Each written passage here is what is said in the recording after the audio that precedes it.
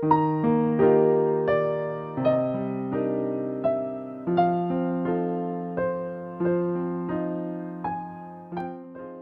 speaks with a heart burning for souls, especially those wounded by sin, fear, and distance from Him. He tells us first of His mercy, limitless, patient, and poured out through His blood. I want all the world to recognize in me a God of mercy and love. I wish that everywhere my desire to forgive and save souls should be read, and that not even the most wretched be kept back by fear, nor the most guilty fly from me. Let them all come. I await them with open arms like the most affectionate of fathers, ordered to impart life and true happiness to them. Heart of Jesus, hear. O heart of love divine. He says that when sinners are pardoned, He washes them in His blood, their last sin as fully as their first. Never does He weary of repentant sinners. Never does He stop hoping for their return. The greater their distress, the greater His welcome. He compares His heart to that of a father who loves a sick child with special tenderness. So, He says, the compassion of His heart is more abundant for sinners than for the just. The Father gives His Son. The Son sacrifices His glory. He comes to earth not as an all-powerful Lord and Master, but in poverty as a servant and as a child. The life He led on earth is known to you all. Heart of Jesus, hear. O heart of love divine. This is what He wants all to know. He wants sinners to learn that the mercy of His heart is inexhaustible. He calls even the callous and indifferent, saying His heart is a fire that will enkindle them because He loves them.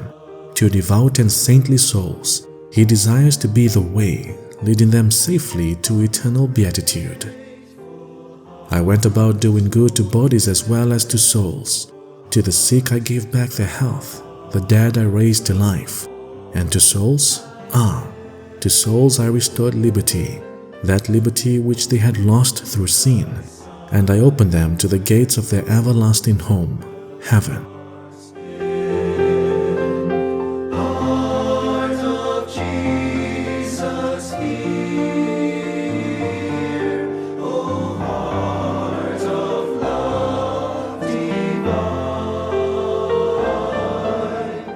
Jesus invites all souls to look at His heart and study it, because from it they will learn love. True love, He teaches, is humble, generous, and disinterested. To love Him truly, one must begin by forgetting self. Love is not measured by words alone. Many souls think that love consists only in saying, "My God, I love Thee." But Jesus says love is sweet, and it acts because it loves. He desires love lived in work and in rest, in prayer and consolation, and also in distress and humiliation. Your souls, created by a loving Father who bears you a limitless and eternal affection, will find one day in the bliss of heaven prepared for you a final answer to all your aspirations. There every labor will be rewarded. There you will find your family, for whom you worked so hard on earth. There you will live eternally, for earth is but a passing shadow. Heaven will never pass away. There you will be united to your God and Father, if you but knew how great is the beatitude that awaits you. True love proves itself by acts. If souls understood this, He says, they would advance rapidly in perfection and greatly console His heart. Love, He explains, makes all things easy. The soul that loves wants to suffer, because suffering increases love. Love and suffering unite a soul closely to God and make her one with Him. Yet Jesus reveals a sorrow of His heart. Many welcome Him when He comes with consolation. Many receive Him joyfully in Holy Communion, but few welcome Him when He comes with His cross. Souls, He reminds us, are of great worth. Believe in my love and my mercy. You have sinned against me. I forgive you. You have persecuted me, I love you. You have wounded me by both word and deed. Still I wish to do good, and to let you share all my treasures. Do not imagine that I am ignorant of your state of soul. I know that you have despised my grace, perhaps even profaned my sacraments, yet you have from me a full pardon. May you use the gifts that you have received. He urges us not to fear suffering, because by enduring it, His glory increases and the sins of the world are repaired. Only those who love the cross and embrace it willingly for love of Him will possess eternal life. His cross, He says, is the door to true life. The soul who accepts and loves the cross chosen for her will enter into eternal glory. He asks gently, "Do you now understand how precious the cross is?" He assures us He will never leave a soul without strength to bear it. He bore it for love of us, and He asks if we will bear it for love of Him. Jesus asks how He may be comforted. He answers, "Love Him, suffer for souls, and refuse Him nothing." He says He needs souls to carry on His passion, so that divine wrath may be restrained, and He promises He Himself will sustain them. My cross is the door to true life, and the soul that knows how to accept and love it, just as I have chosen it for him or her, shall enter by it into the glory of life eternal. He speaks of the delicacy of love. Just as a small lack of consideration can wound those who love deeply, so it is with His heart.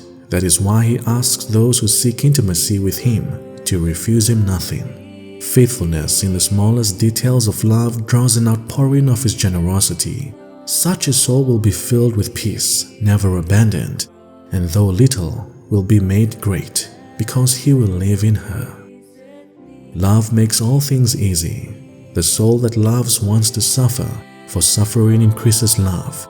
Love and suffering unites a soul closely to God and makes her one with Him. Finally, Jesus reveals the longing of His heart. It cannot contain the ardor with which it desires to give itself and remain with sinners. He longs for them to open their hearts to Him, to enclose Him within them, so that the fire consuming His heart may enkindle and strengthen theirs. And He promises this: He will be whatever the soul desires Him to be, a father to those who seek a father, a beloved to those who desire a beloved, strength to the weak, comfort to those who long to console Him. All He wants, He says, is to give Himself, to fill souls with the graces prepared for them. I love those who after a first fall come to me for pardon. I love them still more when they beg pardon for their second sin. And should this happen again, I do not say 1,000,000 times, but 1,000,000,000,000 times, I still love them and pardon them, and I will wash in my blood their last as fully as their first sin. Jesus, King of Mercy, as we begin this new year, give us the grace to understand and know that You love us. No matter how many times we have fallen, help us, Lord, to trust in Your mercy for us. Jesus, I trust in You. Shine.